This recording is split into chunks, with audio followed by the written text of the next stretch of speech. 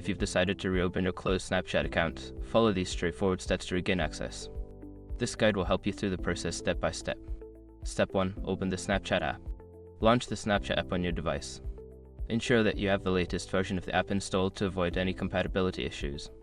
Step 2. Tap on Login. On the login screen, tap the Login button. This will take you to the page where you can enter your account credentials. Step 3. Enter your credentials. Input the username or email address associated with your closed account, followed by your password. Make sure the information is correct to avoid login errors. Step 4. Follow the prompts. If your account is eligible for reopening, you will see a prompt indicating that your account is currently deactivated. Follow the on-screen instructions to reactivate your account. Step 5. Confirm reactivation.